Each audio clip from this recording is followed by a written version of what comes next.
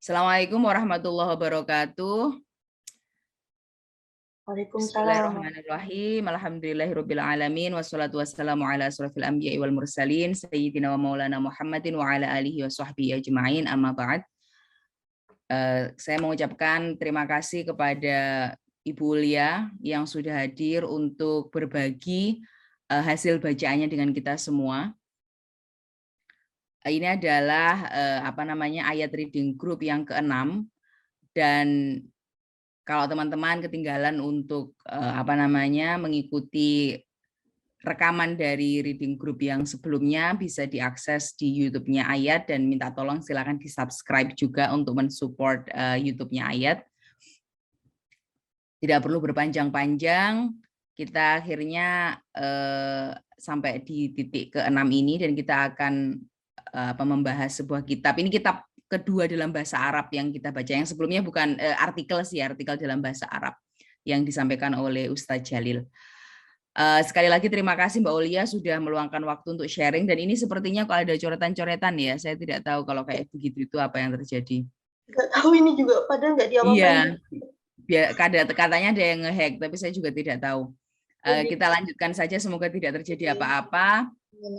Terima kasih Mbak Olia sekali lagi, dan terima kasih teman-teman sudah hadir. Mari kita dengarkan, dan nanti setelah itu kita akan ngobrol diskusi terkait dengan buku ini dan juga topik-topik yang mengitarinya. Silakan Mbak Olia, terima kasih. Baik, terima kasih Mbak Lin. Assalamualaikum warahmatullahi wabarakatuh. Terima kasih kepada semuanya. Alhamdulillah pada hari ini kita bisa berbagi ya. Ini kitab yang saya baca nanti adalah kitab Maqasidul Quran, Ufuqan Litadabbur wa Tadbir. Ini kitabnya, dia tipis, hanya sekitar 180-an halaman. Ini terbitan 2020. Kalau dibandingkan dengan kitab-kitab Maqasid Quran yang lainnya, ini termasuk yang paling tipis gitu ya. Tapi lumayan juga isinya, meskipun nanti tentunya ada beberapa catatan-catatan yang menurut saya perlu untuk dikritisi dari kitab ini.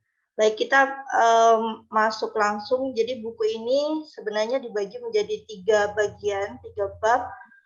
Bab pertama itu merujuk pada beberapa karya ulama klasik dan juga beberapa kontemporer untuk merumuskan Maqasid Quran itu seperti apa. Kemudian pembatasannya, mana yang Maqasid Quran dan mana yang Maqasid syariah dan lain sebagainya. Kemudian yang bab kedua ini memberikan gambaran tentang metode tafsir yang menggunakan Maqasid Al-Quran itu seperti apa, langkah-langkahnya dia apa saja. Kemudian bab 3 dia merencanakan sebagai bentuk dari penerapan Maqasid Al-Quran dalam penafsiran.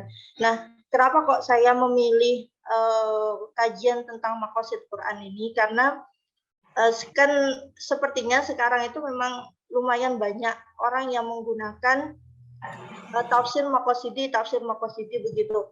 Tetapi setelah kita lihat bersama, itu model penafsirannya dia lebih banyak dipengaruhi oleh Maqasid syariah dibandingkan dengan Maqasid Quran itu sendiri.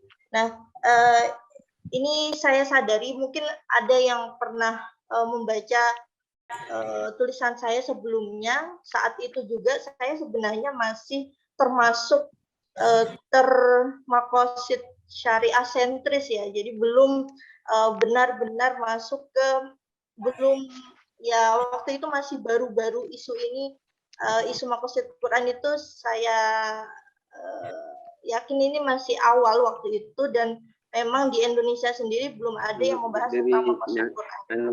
Untuk nah, ini tadi seperti yang saya mohon maaf Mbak Olia, Bapak Ibu ya. Mohon maaf, minta tolong di mute ya, supaya kita bisa mendengarkan. Terima kasih. Silakan Mbak Olia, sorry saya putus. Siap. Nah, buku-buku Maqasid Al-Quran itu banyak diterbitkan di Mesir, itu di Darussalam. Jadi memang pertama kali ketika 2014 itu ketemu buku Maqasid Quran itu yang ditulis oleh Hamidi. Itu pertama kali ketemu buku Maqasid Quran. Nah, kemudian tahun berikutnya di Darussalam juga baru ketemu yang Maqasidul Quran min Maqasidis Syariah. Lalu ada Ummahat Maqasidul Quran, dan ini yang kita bahas malam ini dapatnya dari beli online di Shopee. Nah, kemudian ini ya, kita masuk langsung ke bab satunya dari pembahasan di buku ini. Pertama adalah membahas tentang definisi dari maqasid syariah, maqasid Al-Quran itu sendiri. Mirip sebenarnya dengan buku-buku maqasid Quran yang lainnya. Ketika membahas tentang maqasid Quran itu dimulai dari maqasid itu secara bahasa apa, al-qasdu dan lain sebagainya. Lalu kemudian dia membahas secara istilahnya apa, dan di situ dia mengutip ada beberapa dari karya-karya yang sebelumnya. Jadi yang pertama diantaranya kan yang memperkenalkan istilah maqasidul Quran itu adalah Abu Hamid Al-Ghazali. Nah, itu juga dikutip oleh Abu Duhah ini. Nah, di sini saya tidak menuliskan secara panjang karena ini tidak banyak beda dan bisa ditemukan di banyak maqasid Quran yang lainnya, tetapi ada yang bagian yang sedikit berbeda.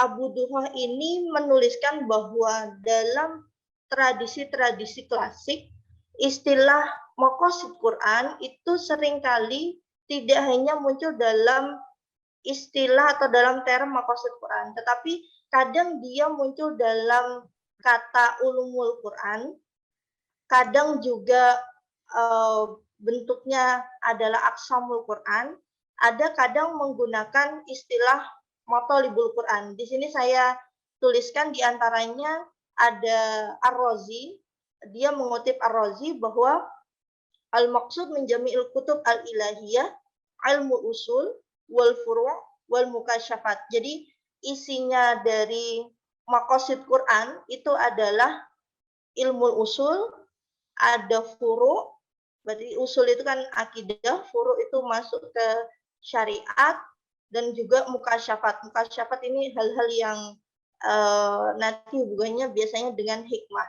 Nah, di sini dia menjelaskan bahwa Al-Fatihah sendiri mustamilah ala tamamil kalam fi hadhil ulum ats-tsalatsah. Jadi Al-Fatihah itu mencakup ketiga dari ilmu yang ada di dalam Al-Qur'an itu, sehingga dia layak disebut sebagai umul kitab karena mencakup ketiga-tiganya, ada semuanya di situ. Kemudian yang menggunakan aqsamul Quran itu ada juga diantaranya Al-Ghazali ketika menerangkan tentang surah Al-Fatihah itu mengatakan bahwa waqad ishtamalat Al-Fatihah minal aqsam al-ashrah ala thamannya aqsam. Jadi ada mencakup ada 8 kism dari 10 kism yang dimiliki oleh Al-Quran secara keseluruhan. Nah, kism yang 3 dari 8 kism itu adalah ini, ma'rifatullah, ma'rifatul akhirah, kemudian ma'rifatul sirat al-mustaqim. Ini yang dia menggunakan kata al-aqsam. Kemudian yang ketiga ini menggunakan kata-katanya adalah matolibul Quran. Meskipun di sini kata-katanya sebenarnya bukan matolibul Quran ya, tetapi al-matolib. Jadi kadang menggunakan matolib, ada juga yang tapi belum dimasukkan. Nah, di bagian ini oleh Abu Duhah, meskipun dia menyebutkan di beberapa bagian yang lain dari bukunya, itu adalah kata al-mahawir. Jadi sebenarnya kalau kita mungkin ingat bukunya Fazlur Rahman ya, yang tema Al-Quran itu kan tema ini dia bisa jadi ini sebenarnya masuk dalam kategori yang matolibul Quran menurut Abu Duhah ini. Nah, bagian ini menjadi unik dibandingkan dengan maqasid Quran yang lainnya, biasanya tidak membahas tentang varian-varian penggunaan kata-kata lain yang dimaksudkan sebagai maqasidul Quran. Nah, lalu dia membahas secara berbeda juga dalam hal maqasidus suwar hubungannya dengan maqasidul Quran. Jadi kalau dalam buku-buku maqasid Al-Quran itu biasanya membahas hanya bahwa maqasidus suwar itu menopang dari maqasid Al-Quran secara utuh, tetapi kemudian tidak menjelaskan bentuknya biasanya seperti apa. Nah, hanya di bukunya misalnya Wasfi Asur itu yang menjelaskan bahwa maqasid Al-Quran itu adalah pohon yang sangat besar, kemudian batangnya dia merupakan maqasidus suwar, kemudian cabang dari batang itu dia menjadi maqasidul ayat dan seterusnya. Nah, di dalam buku ini ada contoh yang menurut saya sedikit berbeda. Jadi Abu Duha ini mengutip beberapa hadis-hadis yang isinya fadhailus suwar. Misalnya ketika cerita bahwa Rasul menantang para sahabat untuk membaca sepertiga dari Al-Quran dalam satu malam. Kemudian hanya satu orang yang berhasil membaca, ternyata dia membaca Al-Ikhlas. Nah, makanya Al-Ikhlas ini disebut sebagai thuluthul Quran. Dia sepertiga dari Quran. Kenapa? Karena dia isinya maqasid dari surah Al-Ikhlas itu menunjukkan satu bagian dari 3 maqasid yang ada di dalam Al-Quran. Jadi ini merujuk ke Ar-Razi bahwa tujuan dari Al-Quran itu ma'rifatul dzatillah, kemudian ma'rifatul sifatillah, dan ma'rifat af'alillah. Nah, dari yang ketiga ini surah Al-Ikhlas itu memiliki atau mencakup pembahasan tentang ma'rifat dzatillah ini. Nah, meskipun contohnya banyak, ini tidak saya sebutkan semuanya. Kemudian kita langsung ke bab 2. Nah, bab 2 dari buku ini yang mungkin tidak didapati ya di buku maqasid Al-Quran yang lain. Dia merumuskan setidaknya langkah-langkah bagaimana menafsirkan dengan menggunakan maqasid Al-Quran itu. Jadi yang pertama dia membaca at-tadabbur dengan pembacaan mendalam. Jadi pembacaan tadabbur itu dia tidak cukup hanya dengan membaca sekilas saja, tetapi dia harus menganalisis struktur dari ayat atau surah. Nah, sebenarnya kalau kita merujuk ke kajian ilmu kajian tafsir modern yang banyak ditulis di jurnal-jurnal JSK itu kan seringkali menggunakan analisis struktur surah dari ayat sekian sampai sekian itu apa dan seterusnya, itu sebagai basis untuk tafsir maudhu'i. Nah, kemudian ini juga dia harusnya menganalisis struktur ayatnya, lalu dari struktur ayat dan isinya itulah bisa dirumuskan maqasid Al-Quran dari sebuah ayat. Nah, lalu maqasid Al-Quran yang disimpulkan itu digunakan sebagai kompas dalam menafsirkan seluruh surah. Karena satu surah itu sebenarnya memiliki satu tema pokok yang ditopang oleh semua ayat-ayatnya dari awal sampai akhir. Kemudian yang kedua, ini pembacaan menyeluruh. Jadi an-nadhrah asy-syamilah lil Quran. Melihat Al-Quran secara holistik, bagaimana bagian dari awal Al-Quran atau awal dari suatu surah itu dibandingkan dengan kata kunci tertentu dengan ayat-ayat yang lainnya. Nah, bagian ini menurut saya menjadi bagian yang tidak bisa ditinggalkan dalam tafsir maudhu'i juga. Maka sebenarnya ketika menerapkan model kajian maqasid Quran, mau tidak mau kita pasti akan membahas Al-Quran secara tematik. Karena tadi setidaknya melihat membandingkan antara di satu tempat itu maknanya apa, kemudian di tempat lain seperti apa. Nah, dari beberapa makna inilah yang kemudian dicari koherensi dengan ayat sebelumnya, ayat sesudahnya, atau koherensi antar ayat yang terpaut jauh itu. Lalu setelah itu dibandingkan dengan tema sentral Al-Quran itu sendiri. Setelahnya baru dicari dimensi kontekstual dari ayat. Nah, ini langkah yang penting kata Abu Duhoh, karena tujuan utama dari adanya atau kajian tafsir Maqasidi yang berbasis dari Maqasidul Quran itu tidak hanya berhenti pada menafsirkan ayat saja, tetapi ini bisa kita lihat bersama di bagian keempat. Ini tujuan akhirnya itu adalah berorientasi pada penyelesaian problematika umat.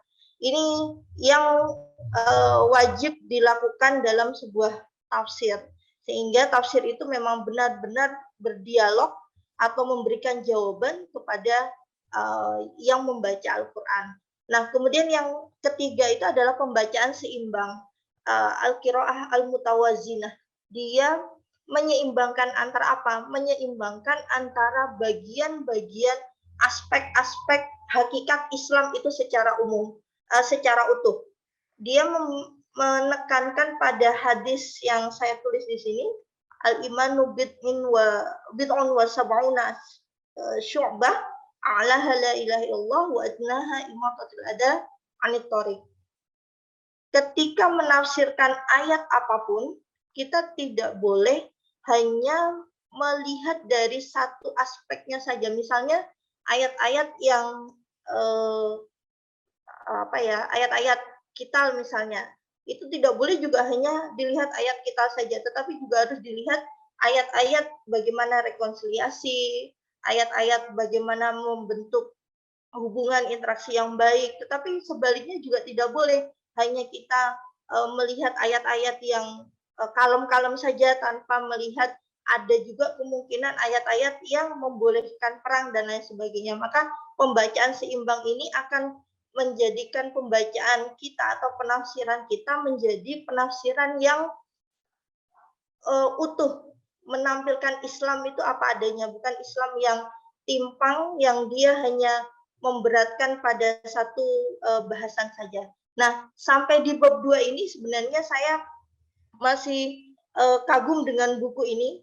Jarang-jarang, biasanya kalau buku-buku terbitan Darussalam itu yang dia katakanlah sedikit kontekstual ya.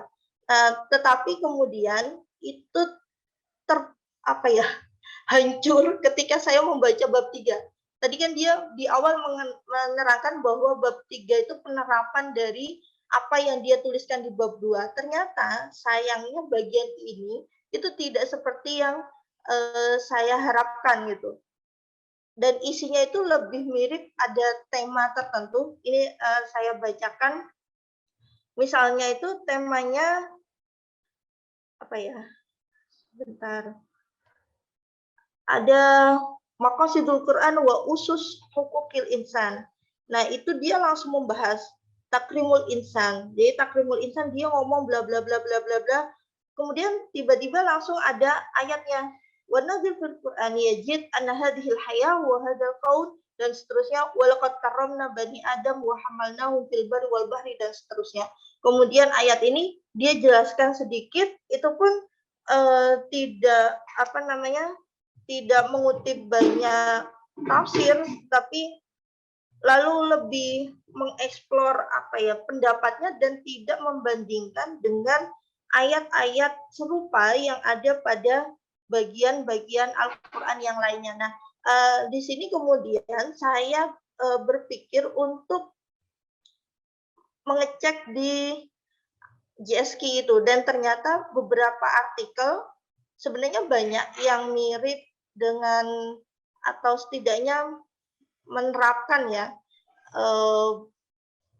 teknik dan langkah-langkah tadi. Cuman untuk hari ini saya ambil contohnya dari tulisannya Muhammad Abdul Halim, itu yang judulnya Surat Maryam, Quran 19 Converting Muhammad. Aduh, maaf ini belum terbuka.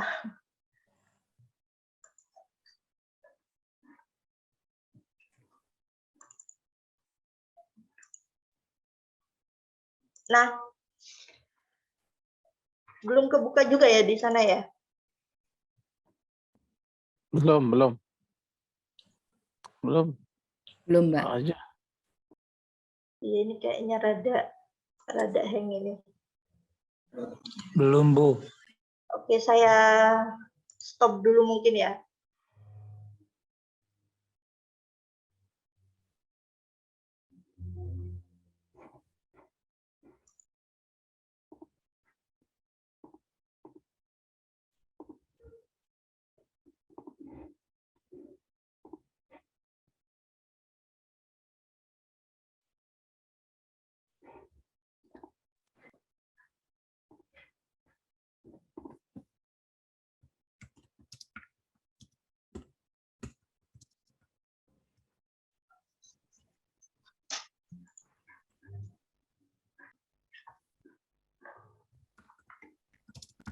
Baik, ini mungkin sambil kita nunggu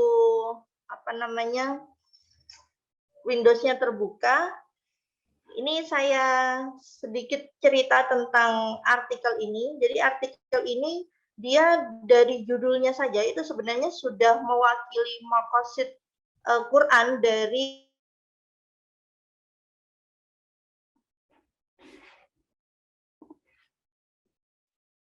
Mbak Ulia suaranya hilang.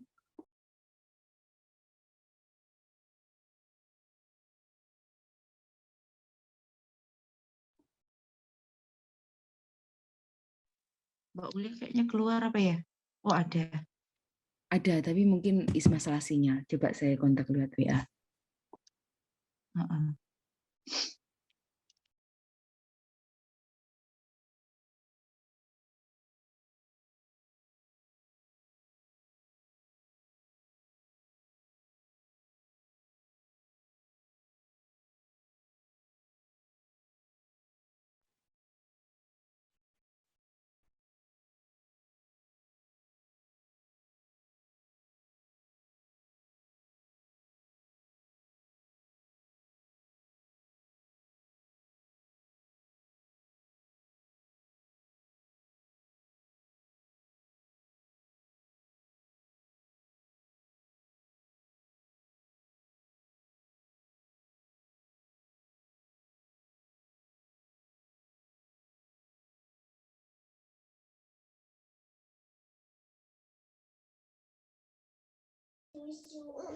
Mungkin lo ya, atau ya.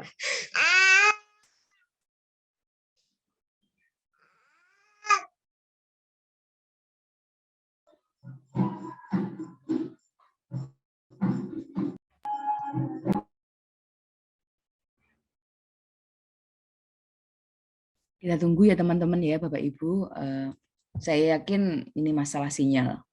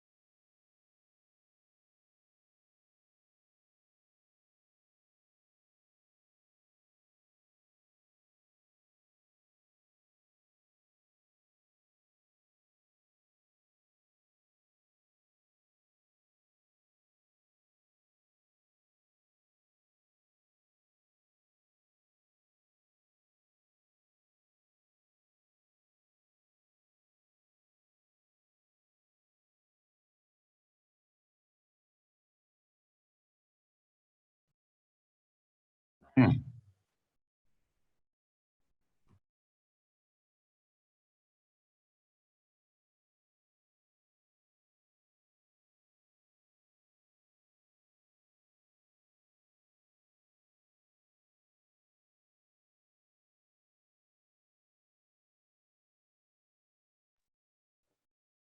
halo.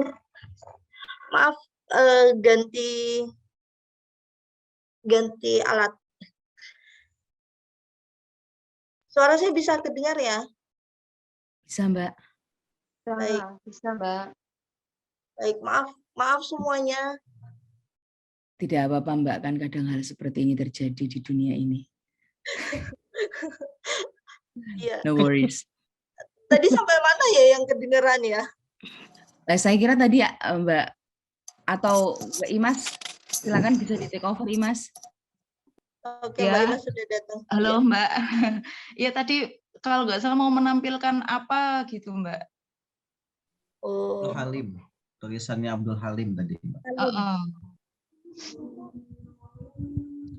Tulisan Abdul Halim mau ditampilkan, Mbak. Terputus langsung. Iya.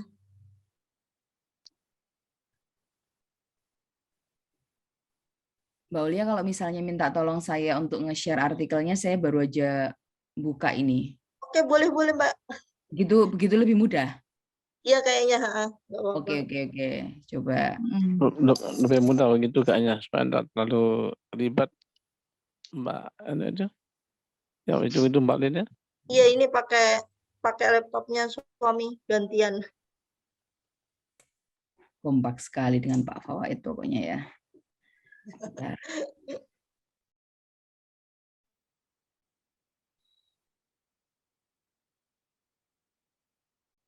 Ya, maring comforting moment. Ini artikel yang tadi saya sampaikan bahwa artikel ini sebenarnya kalau dalam kacamata saya setelah membaca Maqasidul Quran yang Ufukon Litadabbur wa Tadbir itu justru artikel ini lebih mewakili sebagai contoh dari penerapan Maqasid Quran dalam model penafsiran. Nah, di bagian ini awal di introduction ini kan terlihat bahwa dia memberikan gambaran kenapa kok Maryam itu disebutkan oleh Al-Quran, misalnya karena memang dia sebagai figur yang sangat penting, kemudian dia juga disebutkan sebanyak 34 kali, dia juga punya kelebihan dibandingkan dengan perempuan-perempuan yang lainnya. Nah, kemudian ada alasan kenapa surat Maryam itu dipilih dalam tulisan ini, setidaknya karena ada keunikan dari surah Maryam itu sendiri, bahwa dia meskipun namanya disebut sebagai surah, nama surah, namun sebenarnya Sayyidah Maryam itu berbicara pada surah Maryam ini tidak lebih dari 3 kalimat saja. Padahal di surah Ali Imran dan ini atau di surah Al-Mu'minun itu jumlahnya dia lebih ada panjang gitu. Nah, kemudian setelah itu dia membahas ini tidak ada kaitannya dengan bahasan Maqasid Al-Quran kita hari ini. Jadi hanya dia menjelaskan bahwa untuk melihat atau membuktikan bahwa surah Maryam itu converting Muhammad itu dilihat dari struktur dari surah Maryam itu sendiri. Terus ke bawah Mbak Lin. Terus. Nah, di bagian ini kelewat. Iya, betul. Ada surah Maryam, time and purpose. Nah, di sini terlihat bahwa dia ini seperti proses terbalik gitu ya. Jadi proses penafsirannya sebenarnya pastinya sudah dilakukan terlebih dahulu, baru kemudian ditemukan tema dan tujuan dari surah Maryam ini. Nah, ini kan kalau pakai teori yang tadi, dia masuk dalam penemuan untuk merumuskan maqasid Qur'annya itu ya dengan cara melakukan penafsiran atau meneliti dulu isinya, baru kemudian menjadikan maqasid Qur'an itu sebagai kompas. Nah, kompas inilah yang nanti akan menjadi rambu-rambu dalam menafsirkan seluruh bagian dari surah tersebut, sehingga semuanya nanti akan menopang tema dan juga tujuan dari surah yang sudah disebutkan di awal. Nah, nanti akan kita lihat bersama bahwa bagian dari maqasid Quran ini akan ditunjukkan atau diperlihatkan pada bagian-bagian masing-masing fragmen-fragmen surah itu. Ke bawah lagi Mbak Lin, minta tolong. Ya. Nah, di situ ada yang salah satu kenapa kok alasan surah Maryam disebut sebagai surah untuk memberikan kenyamanan kepada Nabi Muhammad itu diantaranya struktur terbalik dari surah Maryam di Nabi itu yang disebutnya. Baru setelah itu ada pengampunan untuk orang-orang yang soleh. Nah, di bagian surah ini dibalik. Jadi yang disebutkan di awal surah itu adalah yang enak-enak dulu, yang baik-baik dulu, karena ada di situ cerita Nabi Zakaria yang nanti akan dijelaskan lebih panjang lagi di bahwa karunia Allah itu didahulukan orang yang tidak beriman. Nah, ini yang bagian inilah yang menjadikan surat ini menjadi unik dan menunjukkan ini sebagai sebagai rot, istilahnya itu sebagai respon balik. Jadi ketika Rasulullah itu mendapatkan tantangan dari atau cacian dan gangguan dari orang-orang munafik, nah surat ini sebagai respon balik agar Rasulullah itu tetap tenang apapun yang terjadi kepada Rasulullah. Kemudian kalau dibandingkan dengan surah sebelumnya atau setelahnya, nah di sini kita melihat ada koherensi munasabahnya ya dari surah sebelumnya, itu surah Al-Kahfi. Di situ juga menjelaskan bahwa surah Kahfi itu menjelaskan juga tentang bagaimana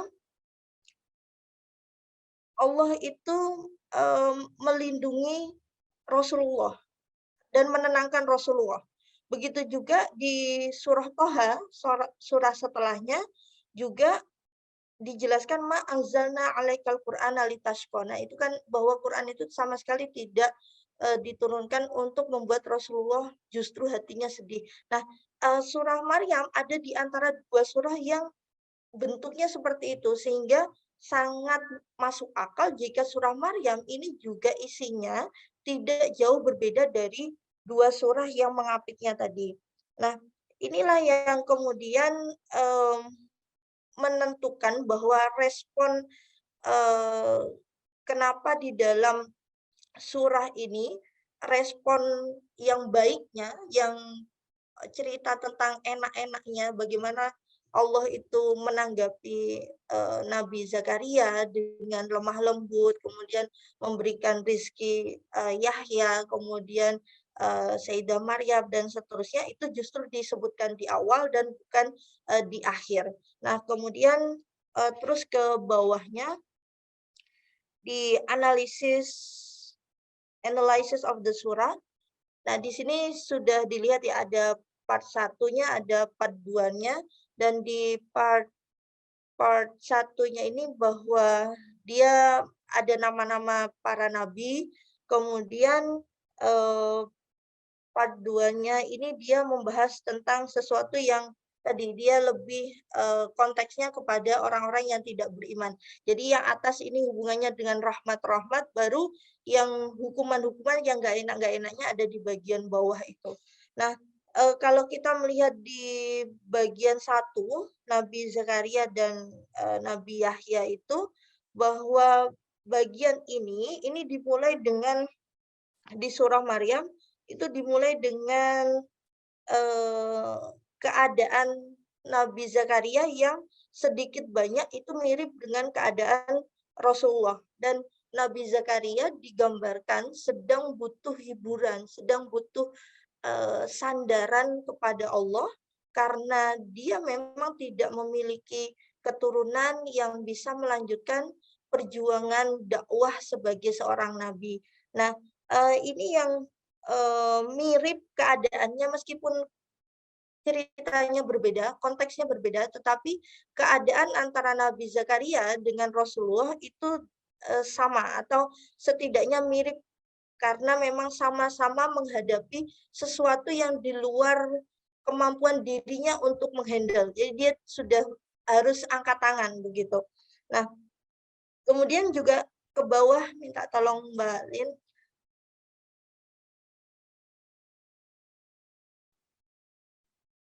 Jadi ngerepotin Mbak Lin ini. Nah, yang di ya bagian itu rada-rada ke atas lagi. Nah, ya sudah. Nah, di bagian ini di paragraf kedua itu terlihat bahwa sebenarnya cerita yang diambil dari Nabi Zakaria itu tidak keseluruhan cerita Nabi Zakaria, tetapi hanya diambil plot-plot yang ada kaitannya dengan tema dari dari surah itu sendiri. Ketika temanya itu adalah memberikan kenyamanan, maka yang dibahas di dalam surah Maryam itu juga hanya bagian-bagian bagaimana Nabi Zakaria mengeluhkan keadaan dirinya, lalu Allah memberikan ketenangan terkait hal tersebut. Nah, ini posisinya ya tadi yang sudah saya sampaikan, posisinya sama dengan Rasulullah yang memang butuh merefleksikan keadaan dirinya yang memang butuh sandaran tadi. Nah, kemudian yang halaman berikutnya ini membandingkan. Nah, tadi kan bahwa maqasid Quran itu dia tidak cukup hanya dengan melihat pada ayat itu saja, tetapi perlu untuk membandingkan dengan bagian dari surah-surah yang lainnya. Nah, di surah yang lainnya itu surah Al-Anbiya, Quran nomornya nomor 21 itu, di situ ada perbedaan yang tegas antara kisah Nabi Zakaria pada surah Maryam dengan surah Al-Anbiya. Pada surah Al-Anbiya itu jawaban Allah itu berbeda. Ketika meminta, kemudian Allah fastajaba lahu wa wahabna lahu Yahya wa aslahna lahu zaujah. Jadi jawaban Allah atas permintaan Nabi Yahya seperti itu. Fastajabna lahu, langsung seperti itu. Tapi pada surah Maryam, jawaban Allah itu langsung seperti Allah berbicara kepada Nabi Yahya secara langsung, ya Zakaria, inna nubashiruka bigulamin ismuhu Yahya, lam naj'alahu min qablu samia. Nah, ini yang membedakan. Jadi respon Allah terhadap Nabi yang sama, doa yang sama, keadaan peristiwanya pasti kan hanya satu, tapi pada surat yang berbeda karena tujuan suratnya berbeda, maka bentuk kalimat yang dipilih juga berbeda. Nah, ini yang untuk kisah Nabi Yahya, kemudian kisah Sayyidah Maryam di bagian kedua ini sebenarnya sama juga ya, Sayyidah Maryam itu juga kisahnya sebenarnya sama juga, tapi ada yang sedikit berbeda di sini ketika Sayyidah Maryam itu ada yang mengatakan bahwa Nabi Isa itu salah satu yang kita ketahui ya secara jamak bahwa Nabi Isa salah satu mukjizatnya itu adalah bisa berbicara ketika masih dalam keadaan bayi. Nah, di sini diperlihatkan oleh Abdul Halim bahwa sebenarnya sebagaimana bagian yang tadi cerita yang diambil dalam suatu surah itu tidak harus semuanya waktunya linear. Waktunya itu dari A, B, C berurutan sampai seterusnya. Tetapi ada kalanya itu ada lompatan-lompatan masa. Nah, lompatan masa inilah yang seharusnya dipahami, tidak harus dipahami secara literal, bahwa ketika mengatakan, kan di dalam ayatnya itu ada mintah tiha gitu kan, yang dari bawahnya. Nah, ini seringkali ditafsirkan bahwa yang di bawahnya itu adalah Nabi Isa yang sedang digendong tuh. Padahal di situ bisa jadi ini Nabi Isa sudah beberapa tahun kemudian. Ini yang mungkin sedikit berbeda dengan kebanyakan yang kita pahami, dan bagian-bagian setelahnya itu juga mirip-mirip, jadi mungkin kita nggak membahasnya. Dan untuk yang part kedua ini berbeda tadi ya, dia isinya ada hukuman terhadap orang-orang yang tidak beriman, kemudian yang menolak hari kebangkitan, hari kiamat. Ini juga ada di situ counter balik atas perlakuan dan apa yang mereka ucapkan. Nah, misalnya ini juga ketika membahas tentang bagian atribusi keturunan kepada Allah. Jadi ketika banyak orang-orang Nasrani yang mengatakan bahwa Allah memiliki keturunan, halaman 78 itu di situ Allah langsung dengan jelas pada ayat 35 itu menyebutkan maka nalillahi ayat takhida biwaladin subhanah dan seterusnya. Jadi memang meskipun, nah uniknya itu di sini di ayat pada surah Maryam, meskipun Allah pada bagian akhir itu kan Allah menolak, Allah mengkonter balik dan seterusnya, namun kata-kata yang digunakan itu sering tetap menggunakan kata Ar-Rahman, menunjukkan kata rahmat. Nah, ini yang membuat surah Maryam itu feelingnya itu dapat banget untuk memberi kesan bahwa Allah itu benar-benar merahmati Rasulullah. Dan ketika kemarin itu saya cek di Mu'jam Fahros, ternyata dari seluruh surah yang ada di Al-Quran, ini memang yang paling banyak kata Rahman itu justru memang di surah Maryam ini. Bahkan di surah Ar-Rahman sendiri itu kata Rahman justru hanya satu. Tapi di surah Maryam ini ada 16. Terus yang kedua terbanyak itu pada surah Al-A'raf. Nah, ini tidak disebutkan sebenarnya sama Abdul Halim di sini, tapi dia menyebutkan bahwa rahmat. Dan kalau kita pikir kembali bahwa rahman itu tentu saja menjadi salah satu derivasi dari kata rahmah itu sendiri. Nah, saya kira untuk bagian ini saya cukupkan di sini. Kita bisa ngobrol, diskusi, menambahkan, saling bertukar bacaan dan seterusnya. Baik, terima kasih semuanya. Terima kasih Mbak Lin. Wassalamualaikum warahmatullahi wabarakatuh. Waalaikumsalam warahmatullahi wabarakatuh.